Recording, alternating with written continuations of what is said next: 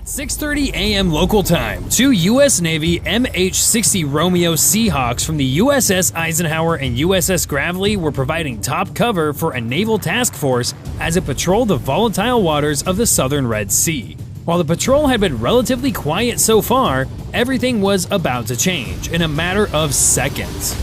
Unknown to the Seahawk pilots, a formation of Houthi fast attack boats operating near Hodeidah had the commercial escort and its high-value assets in their sights, and they let loose a salvo of guided rockets and bursts of machine gun fire on the Singapore-flagged container ship Maersk Hangzhou as it steamed through the southern Red Sea about 55 nautical miles southwest of Al Hodeidah, Yemen. The Houthi plan was simple: swarm the cargo ship, board her quickly, and seize control before her crew could send a distress signal. But there was just one problem. Two U.S. Navy MH-60 Romeo Seahawk helicopters were already airborne and closing fast. Launched from the USS Dwight D. Eisenhower and USS Gravely, the Seahawks were call signs Lancer 71 and Lancer 72. Their job was to perform maritime security overwatch and investigate any suspicious-looking surface contacts. Pretty easy, right? Well, what they encountered instead was a full-scale hostile boarding attempt underway against a U.S.-escorted commercial vessel. The Maersk Hangzhou had requested assistance the moment the boats closed within visual range. The ship had onboard security contractors with Trident Group, and as soon as the Houthi small boats began closing within 6 nautical miles, they took up defensive positions. Only armed with M4 rifles and an M240 machine gun, their firepower was no match for what the Houthis were packing. On board, the Houthis had rockets, RPGs with thermobaric warheads, and belt-fed PKMs that all outranged and outgunned what the merchant vessel had. Within the next few minutes, the small boats will have closed the distance and be right alongside, trying to board her. The Seahawks responded immediately to the distress call. Within seconds of receiving clearance, both helicopters accelerated at a speed of 160 knots to close the 26 nautical mile gap between them and the vessel. But time was not on their side. With that closure rate, it would take 9 minutes to get there, about 5 minutes too late to stop the Houthis. So the pilots had to devise a plan fast that hit the Houthis hard before they could scramble over the merchant's side. At 6:31 a.m., the Romeos picked up 4 Iranian-supplied Boghammer-style fast attack boats on radar.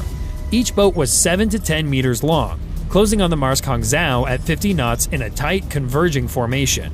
On board each Boghammer were 3 to 4 Houthi militants armed with PKM machine guns, RPGs, and AK-47 rifles. A pair of them called thermobaric Taba 14 RPGs. These weapons can penetrate up to 300 millimeters of rolled homogeneous armor.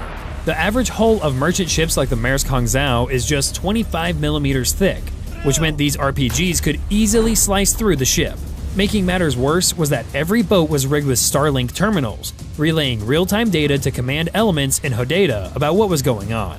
The use of Starlink was no coincidence. These terminals allow the Houthis to accurately coordinate boat swarm tactics, receiving real-time imagery from overhead drones, coastal spotters, and command nodes. This wasn't just a raid, it was a coordinated strike built off Iranian asymmetric naval doctrine. The Maersk Hangzhou, while itself unarmed, wasn't defenseless. At a range of 1,800 meters, her embarked security team opened fire with M240 Bravo machine guns mounted on hardened positions along the stern and port side. They managed to damage one of the boats, but couldn't stop all 4. In 47 seconds, the fast boats were now at 600 meters and would soon be within RPG range, and it soon came. Though their suppressive fire knocked out one of the attacker's rudder assemblies, the RPG gunner fired a round from Boat 2 range, and it soon came. Though their suppressive fire sticks up above the main deck where the crew controls the ship. Taking this out would mean the ship would lose its ability to run away or coordinate a defense. At this moment, it was clear the security detail was moments away from being overrun. And that's when the Seahawks arrived. Due to the dog defense of the ship's security team, the Boghammers were standing fast at around 600 meters so they could pummel them with RPGs before boarding. This delay gave the Lancer 71 and 72 enough time to close the gap, so that by 6:39 they were just a mile away. With the Romeos cleared to engage, the only thing left was to identify which ones to take out first.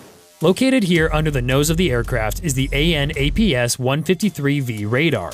While the radar had picked up all 4 boats while still 42 kilometers out, due to dense sea clutter, it needed more data to get an accurate course, speed, and profile of each attack craft.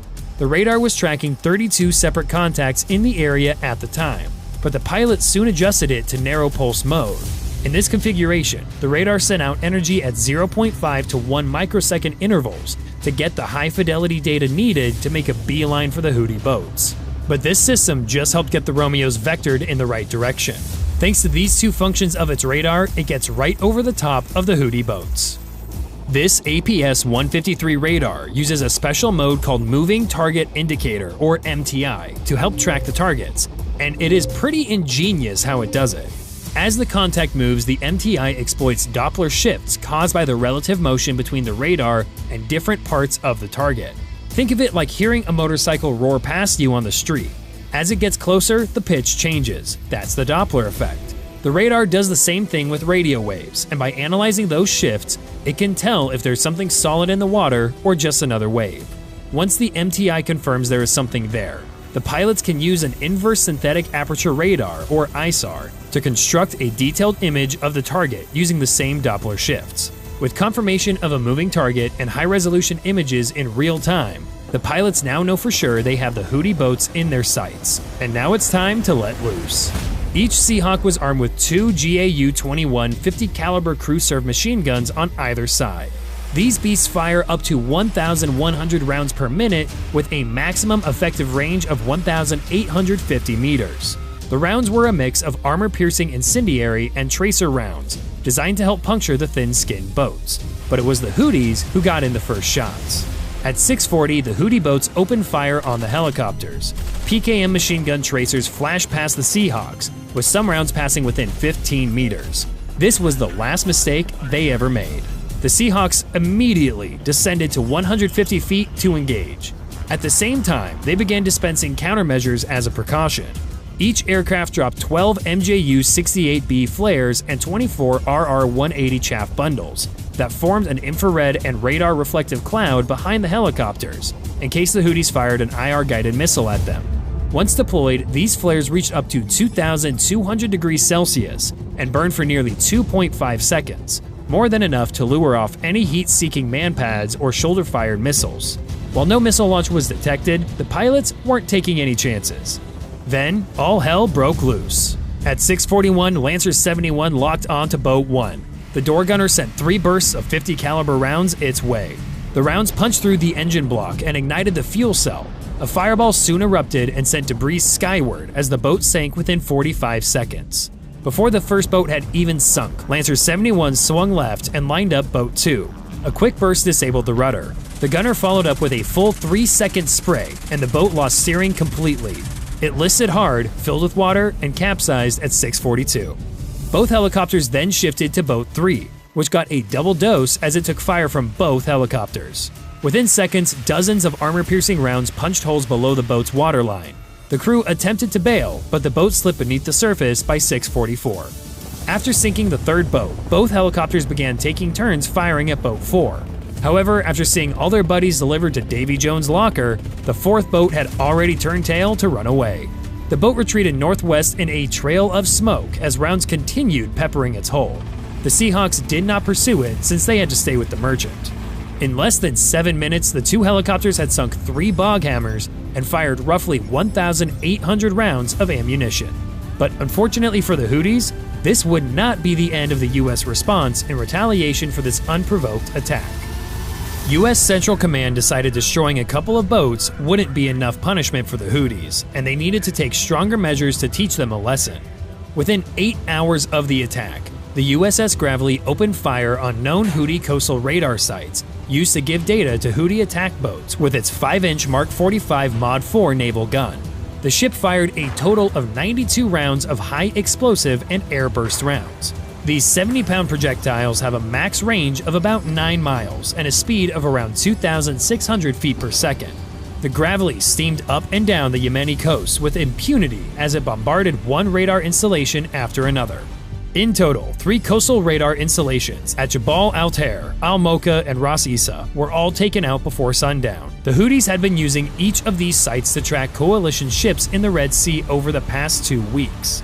Their destruction degraded Houthi maritime surveillance capabilities by at least 60%, according to post-strike battle damage assessments by drones. and the retaliation wasn't over yet.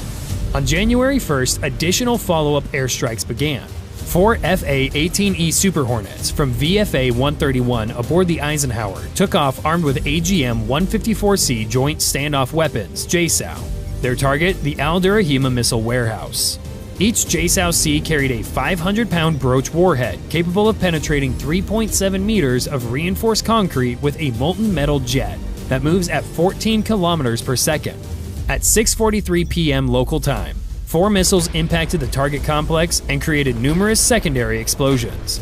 Intercepts of Houthi radio traffic confirmed the destruction of 18 Kasef drones, 4 Noor anti-ship missiles, multiple missile guidance kits, and the elimination of 2 Iranian advisors and 12 Houthi operators. This strike demonstrated that the U.S. response to Houthi aggression was changing. Not only would U.S. units defend themselves and others at the moment, but after the engagement was over, the U.S. would continue retaliatory strikes to prevent the Houthis from ever waging war again.